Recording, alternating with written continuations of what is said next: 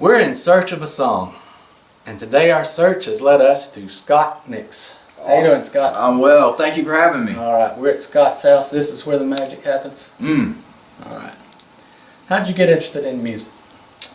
Been interested in music my whole life. So, growing up in the Shoals area, everything is a song to us out there, right? So, but music was a big part of our house growing up. From singing in church. My uncle was a music teacher for the county school system. So, I grew up on everything from twangy country music, southern rock, classical music. I mean, you name it. It was just always a part of our life, really, growing up. So, what was the first instrument you learned to play? You played several. Probably the piano. So, like I said, my uncle was a music teacher, and I guess my earliest memories are, he would keep everything running, and then he'd sit me on the right side. Tell us who that music teacher was. I think a lot of people know him. Michael Nix, Mr. Nix. He taught me. Nix. He taught me. Yeah, he taught, I think, half of the county up there, and made a big impact to a lot of people during his time. So, how'd you learn to play the piano? Lessons? Yeah, I started kind of playing by ear, and I mainly still play by ear. And then I did take lessons in Florence for a while when I was a teenager at the top of, where Ryan's Piano Company is, right up from the college there. Let's say I do. All right. Let's say you do. So there was a little room up above that music store, and I took piano lessons there for about 3 or 4 years. So yeah, it was George Murray was the name of my piano teacher. I think he passed away several years ago, but yeah, that was it. Next was guitar. Something else. Probably I picked up the guitar when I was about 15, I guess, somewhere in there. Yeah. And actually played in the marching band, played trombone for a while. Trombone? Yeah, so... It's not just stringed instruments. Well, it is now. So, but yeah, so... Was it hard how'd you learn to play the guitar? One string at a time. He was ready for that one. Man, I tell you, I talk to friends and stuff all the time and say, hey, I'm interested in learning to play. I was like, for the most part, most of the music most of us like, if you can count to 4, right, and use 3 chords, then you have some fun with it, with YouTube and all that kind of stuff out there. When we were growing up, you had a Mel Bay chord book, right? And you pick out your favorite cassette. For any of these young people watching, cassettes were tapes, and you put them in the thing and it turned. And young people won't be watching this show. So okay. People watch this will know what you're talking about. So. Yeah, but that was it. I'd pick out some of my favorite songs and put them in there and just try to kind of copy what they did. So we were talking earlier, the first time I met you and Christy, in my memory, was Anderson Junior High. Sweet Sue played a show, and then the Lexington String Band was there, and y'all were there. And I thought, oh, high school kids, this will be sweet, them trying to play music. And then, good grief. It was that bad, huh? It was that bad. No, it was really good. But when did you start playing with other people?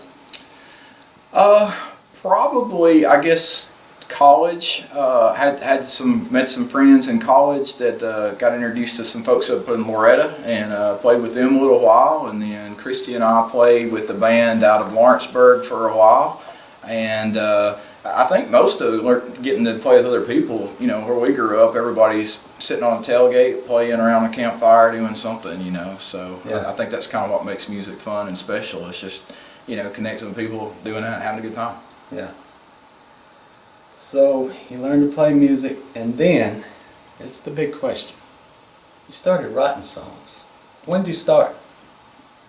So, the first song I ever wrote end to end, actually, it was one of the guys that we played music with in high school, Josh Mewburn. After he passed away, he was killed in a car wreck, and he had a nasty car wreck, and then he passed away sometime later. But anyway, that was the first song that I can remember writing truly end to end, and I think it was as much as just a healing process, right? And wanted to kind of have a tribute to him. I think the next one I probably really wrote, I was like, hey, that's an end-to-end complete song. Christy and I moved to Tampa, and so was kind of writing some beach songs and stuff about our journey, and you know, so just try to scribble them down when I can and have some fun with it. So why do you think you write songs? I was talking earlier, there's so many great songs out there of other people's to play. What makes you write a song? Stubbornness. No, I think I think, you know, music and songwriting and those types of things is just you know, you do it for yourself. I mean, obviously, I wish I was doing it for a living. I'd love a mailbox paycheck out there for anybody that can make that happen. But to me, it's just that you know, it gives you an opportunity. Sometimes it's something you think or something you see, and just putting that on a piece of paper and the music. You know, it's just a rewarding experience. I kind of equate it to puzzle solving in a lot of ways, right? You get your ideas and here's what I want, and then it's fitting time and rhyme together, and you know, every now and then it works out, and when it doesn't, that's okay too. So why don't you tell us what your YouTube channel is? I know you've got some good songs out there. Oh, thank you. So yeah, check us out on YouTube. It's just Google Scott Nix YouTube, and if it's a funny looking guy like me in a hat pops up, that's it. So we've had some fun musical adventures, and we try to post those, and hopefully have some more coming in the year. So. Where do you write your songs? I try to find a place where I can be undisturbed and really just focus and concentrate on one thing. And sometimes you just kind of have to wait there until, you know, inspiration hits you. So I'd be happy to show it to you if you like. Please. Okay. Hey! Hey, bring me a pen. I got an idea. No, I got paper.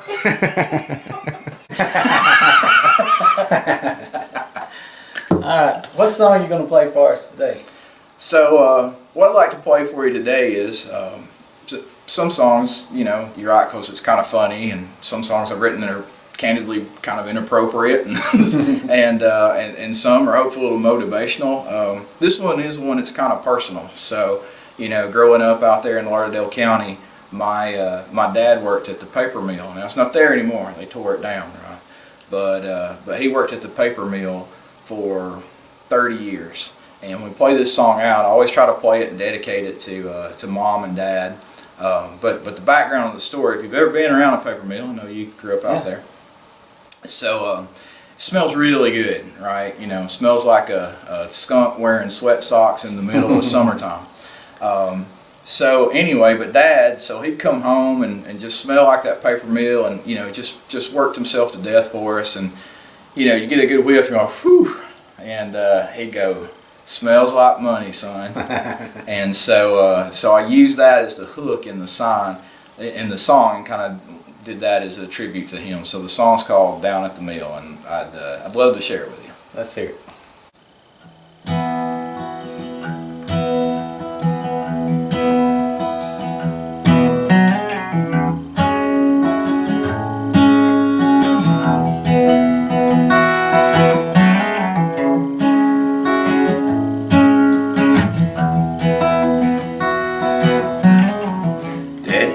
Swing shift at the mill. He come home soaking wet, all drenched with sweat from his day at the mill.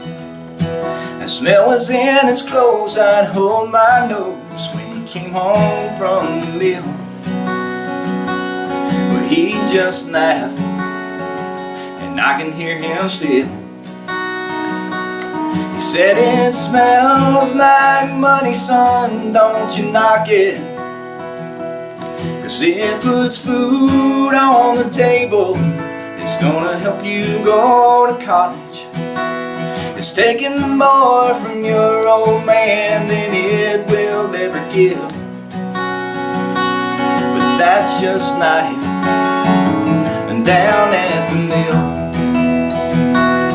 he came home tired. He could hardly stand the burdens of a working man. He put that beat up lunchbox on the ground. As worn out as he had to be, he always made time for me to just hang out or throw the ball around. He met my mama with with a kiss and said, I'll clean up, wash off this old meal. And I can hear her still.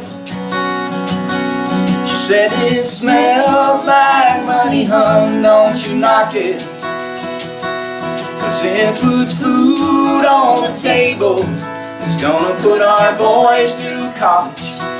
It's taking more from you, my love, than it will ever give. That's just life down at the mill. And I ran off to chase my dreams, got to find my own way. But everything I found is built up on the foundations that they laid. Every time I get a chance, I take my kids to mom and dad's. We pass that paper mill along the way. And as I see those old smokestacks, memories come flooding back, and I tell my kids what Daddy used to say. Say it smells like money, kids, don't you knock it. It put food on the table, and it helped me go to college. It's taking more from your grandpa than it will ever give. But that's just life down at the mill.